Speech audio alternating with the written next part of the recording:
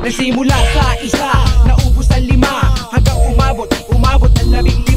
Pagdating ng 20, hindi na makatayo. Busog na busog, lubog na sa pagkaupo. Yan na nga ba sinasabi, hindi naman babae. Pa-victim yan, pa-victim. Paano i-handle o paano makipag-communicate sa taong pa-victim? Mahirap din. Wait, sige. Iniisip ako, magpa-suspect ka. Siya yung victim. Pa-victim. Siguro, mag-start ako with, kunwari, we feel hurt or we feel down. Or sometimes, diba, minsan meron tayong times din na na-deserve. So, parang, okay lang naman. I mean, like, normal yun sa atin. It indicates na may emosyon tayo, meron tayong ego na nasasaktan din, and that's okay. That's part of ourselves. Pa-victim yun na yung way of life niya. Parang talunan ako, wala akong kwenta, ganyan. And marami siyang cause. Minsan aware sila. Yung kanar, gagamitin ko yung mga victim stories ko para makuha ko yung trust niya, para magawa niya gusto ko. Minsan di sila aware. Talagang parang mental health, pwedeng mental health condition or nasa depression sila na state, or pwedeng dati sumusubok sila, tapos parating failed, yun, or parang learned helplessness. Parang feel nila, wala namang saysay. Parang may example dati din yung mga elephants sa ibang bansa na naalala ko lang nila. Parang ang tali lang nila, very manipis. Pero ang laki-laki nila, tapos di sila kumakawala. Pero alam nila kasi may tali. Pero technically, pwede sila kayang-kaya nilang sirain niya. Oo, pero ang na-condition sila nung bata. Siyempre nung bata silang ang tigas, hindi nila kaya. Hanggang paglaki, hindi na nila in-attempt. Kasi na-learn na nila na hindi ko ito kaya.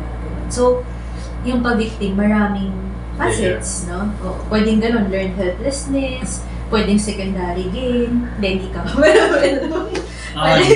Baka mamaya sabihin mo na naman. Negative na pananaw sa mundo, trauma niya, pwedeng yun yung pa-victim. Yung ng victim mentality. Pwedeng, basta marami rin siyang positive. So, palaging unaware sila o mayroong times na aware sila? May times na unaware sila, may times na aware sila. So hindi necessary? Hindi necessary. Gusto ko talaga. Minsan, yun, yung parang learned helplessness, trauma, or depression.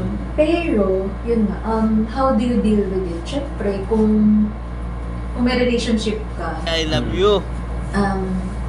You offer pa rin it. Sometimes, diba, parang sabi nila, connect before correct. So, minsan mas nakakalusot yung correction natin or yung feedback natin pag alam nilang we are for them, alam mo yun, may support tayo sa kanya, yung intention mo sincere, hindi yung naninira ka lang sa kanya. The connection mo na, no? Pakinggan siya, acknowledge siya. Kung may space ka, acknowledge, listen, wag mo i-label na victim, yan, victim. Wag mo na kung kaya. Wala. Later na lang. Parang acknowledge mo, no, na baka mahirap, baka kung ano yung naiisip niya, as much as possible, wag i-label. At the same time, hindi mo kailangan maging savior niya, no? Parang hindi ka si Jesus. Isa lang savior, si Jesus na hindi ikaw. Joke. So parang, again, no, it's listening, no?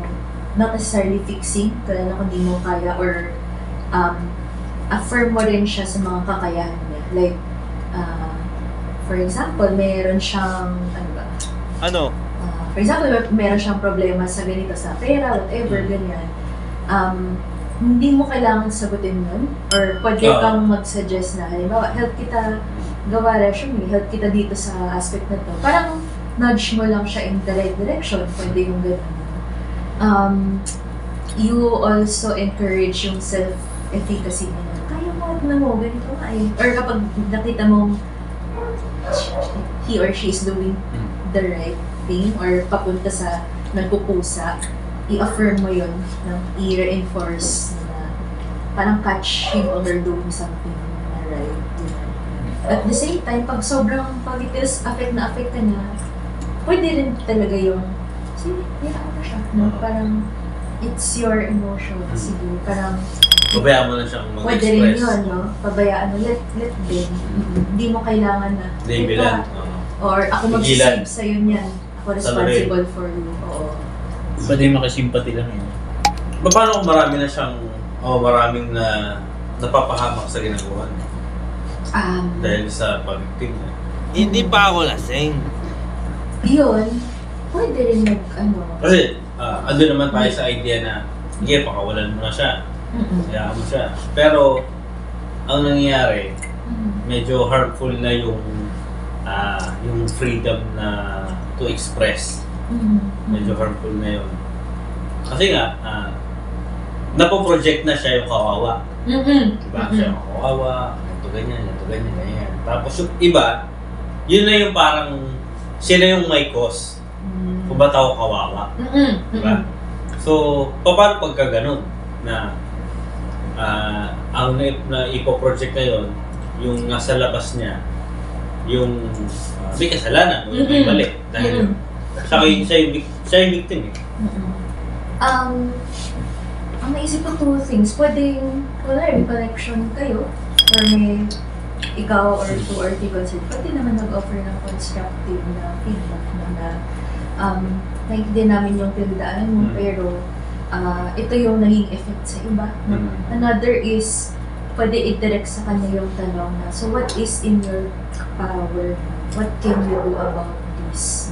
Or sa tingin mo, pag sa ibang tao ito yung nangyari, anong a-advise mo sa kanya? No? Ano kaya ang helpful na pwedeng gawin mo? So, balik sa'yo yung responsibility mo. Manipulative siya. Oh. Gawa siya kayo ng kwento. So what is the helpful thing for you to do, or what can help you ngayon at this point? Parang, pagbalik mo pa rin, try mo i-ano na, sa yung choice eh, kaya mo, or anong help ba ang gusto mo? Hindi mo kukunin. Kung hindi mo kukunin yung sinasabi niya, burden. Parang, sige, you acknowledge it, pero if hindi mo siya, sige, burden mo pa rin, emotion mo yun, sige.